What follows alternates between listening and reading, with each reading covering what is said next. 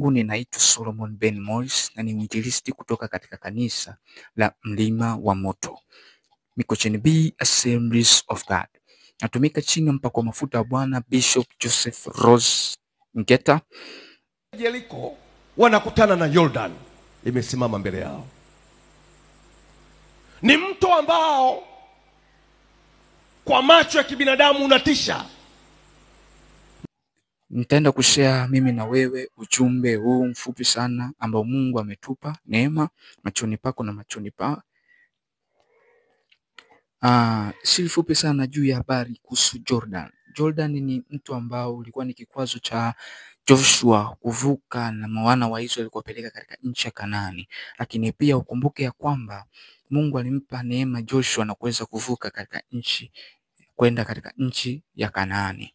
Lakini ujue ya kwamba katika kile kitabu cha Joshua sura yake ile ya kwanza kuanzia mstari wa 2, Mungu anaanza kumwambia Joshua ya kwamba, ukisoma vizuri katika ile Joshua sura yake ya kwanza mstari wa 2 yote, ukisoma mstari wa 2 pale unakuja kuona kwamba Mungu anazungumza na Joshua awe na moyo wa shujaa, awe na moyo wa hodari, awe na nguvu, asiogope ili avuke kwenda katika nchi ya Kanaani.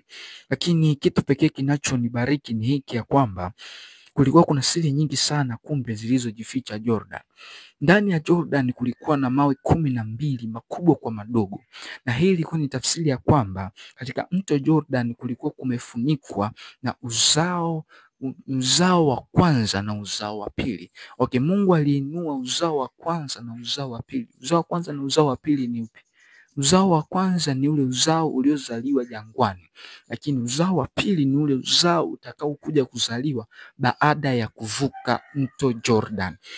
Kitu pekee kinachonishangaza ni hiki: katika Agano la Kale Mungu alitumia fimbo ya Musa kuwatoa wana wa Israeli kuelekea katika nchi ya Kanaani, lakini pindi alipofika katika zama za Joshua, Mungu hakutumia tena fimbo, ila alitumia neno lake kuwatoa wana wa Israeli kutoka sehemu moja kwenda sehemu nyingine. Kinachonibariki ni hiki: alijua ya kwamba fimbo ya Musa aliyotembea nayo itatembea na Joshua ndani ya sanduku la agano. Hivyo sina haja ya kuzungumza na Joshua kwa kutumia fimbo tena, ila kwa kutumia neno.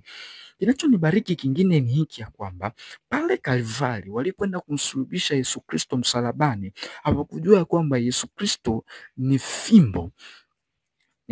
Kwa tafsiri nyingine, Yesu Kristo yeye ni mti wa ujuzi wa mema na mabaya, ama Yesu Kristo yeye ni mti wa uzima, kwa maana kwamba kama Yesu Kristo ni mti wa uzima, wanapoenda kumsulubisha mti wa uzima ni lazima watu waje wapate uzima. Kinachonibariki kingine ni hiki: katika kitabu cha Musa ama katika kitabu cha Kutoka kinaeleza kwamba Musa alitupa fimbo yake chini. After kuitupa fimbo yake chini, iligeuka kuwa nyoka na ikameza nyoka zingine zote. Kinachonibariki ni hiki: after Yesu Kristo kufa msalabani, Biblia inasema Yesu Kristo alipaza sauti akasema, Eloi Eloi lama sabakthani. Ilikuwa na maana ya kwamba Mungu wangu mbona umeniacha? Lakini ninakupa siri hii ya kwamba Yesu Kristo hakuwa ya maana ya kwamba Mungu amemwacha kunako ufalme wake. No, ilikuwa ina maana ya kwamba Mungu alijua Yesu Kristo ni fimbo. Kama ni fimbo inaweza ikabadilika kuwa nyoka. Kwa tafsiri nyingine, ndani ya kuzimu kulikuwa na joka lenye vichwa 7. Ni tafsiri ya kwamba kwenye kitabu cha Kutoka Musa alitupa fimbo yake moja ikabadilika kuwa nyoka wa 7. Lakini kwenye kitabu cha Ufunuo kinaeleza juu habari ya joka lenye vichwa 7. Hivyo basi Yesu Kristo alipotupwa kunako kuzimu, Mungu alijua Yesu Kristo ni zaidi ya midomo ya nyoka wanaokuja kumfuata. Can you imagine? Mungu alivyotupa fimbo yake chini, Yesu Kristo alishuka mpaka chini kunako mauti. After kushuka mpaka chini kunako mauti, Yesu Kristo aliweza kunyang'anya funguo na mamlaka. Kwa sababu gani? Alizimeza zile nyoka zote zenye vichwa 7. Na ndio maana katika ufalme wa kuzimu ukilitaja jina la Yesu Kristo lazima kuogope. Kwa sababu gani? Kwa sababu ya kwamba fimbo ama nguvu ama uweza wa Mungu ulio ndani ya Yesu Kristo ni mkubwa sana. Hivyo basi, kwa tafsiri nyingine, unapotaja jina la Yesu kuzimu, wanajua ya kwamba unaita fimbo ili ije ichape falme na mamlaka. Lakini kinachoshangaza kingine ni hiki: pindi wanafunzi wa Yesu Kristo walipopanda kwenye chombo wavuke waende ng'ambo, kipindi hiko wanavuka kwenda ng'ambo, wanaenda kutana na jamaa mmoja aliyekuwa amepagawa na mapepo. Lakini kinachonibariki ni hiki: Yesu Kristo alikuwa amelala kwenye chombo. After kulala kwenye chombo, wanafunzi wanapaza sauti, wanasema, Yesu Kristo tusikie, Yesu Kristo tuokoe, Bwana wa Mungu tuokoe. Lakini Yesu Kristo alisimama, ghafla hali ya hewa ikatulia.